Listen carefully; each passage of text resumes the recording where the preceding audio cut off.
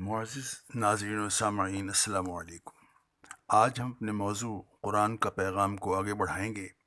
جیسا کہ ہم نے اپنے پچھلے پروگرام میں واضح کیا کہ قرآن مجید ایک قرآن ناشناس انسان کو زندگی کو سہل اور آسان بنانے کے طریقے اور قاعدے بتاتا ہے اور اسے ایک ایسی زندگی کی طرف راغب کرتا ہے جس میں تمام معاشرت اور معیشت کسی نہ کسی اصول کے ماتحت ہوں، اور ان اصولوں اور قوانین کی پابندی کی جائے تاکہ معاشرے میں کسی قسم کا الجھاؤ پیدا نہ ہو اور زندگی رواں دواں رہے۔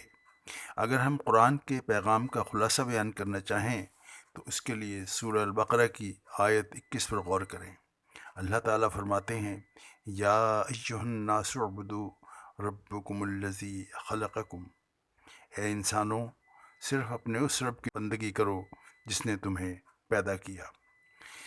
یہاں یہ واضح کرنا بھی ضروری ہے کہ قرآن کا موضوع انسان ہے، اور یہاں اس نے انسان ہی سے خطاب کیا ہے، اور رب العالمین کا خطاب تمام انسانیت سے ہے، نہ کہ کوئی خاص گروہ، طبقہ یا کلاس۔ اور اس کا مطالبہ یہ ہے کہ خدا کے سوا کسی اور کی بندگی اور اطاعت نہیں کی جا سکتی، اور اگر ایسا ہے تو اسے ترک کر دو، کیونکہ اللہ تعالیٰ کے سوا کسی کے آگے سر نہیں جھکایا جا سکتا۔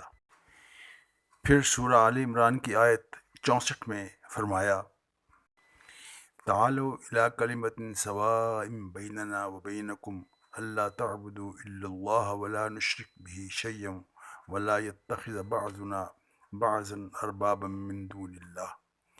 آؤ ہم اور تم ایک ایسی بات پر جمع ہو جائیں جو ہمارے اور تمہارے درمیان یکساں ہے، وہ یہ ہے کہ ہم خدا کے سوا کسی کی بندگی نہ کریں اور کسی کو خدا کا شریک نہ ٹھہرائیں۔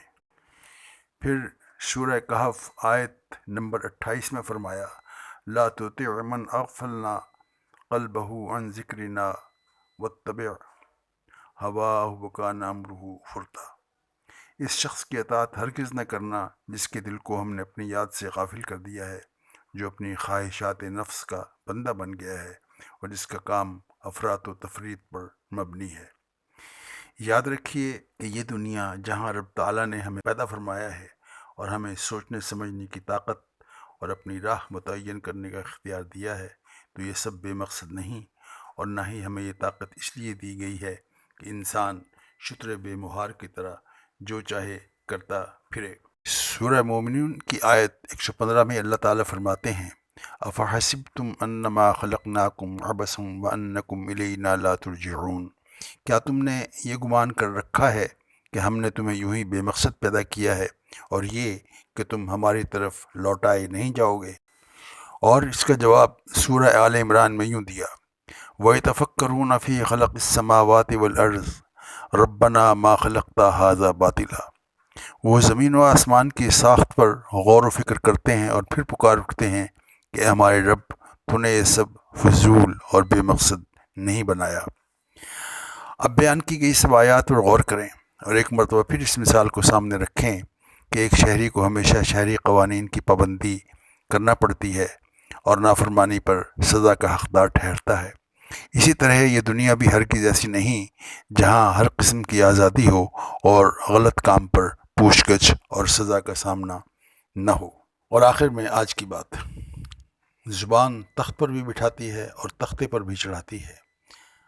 اپنا اور اپنے پیاروں کا ہمیشہ خیال رکھیں۔ آئندہ ویلاگ تک اجازت، اللہ حافظ الناصر۔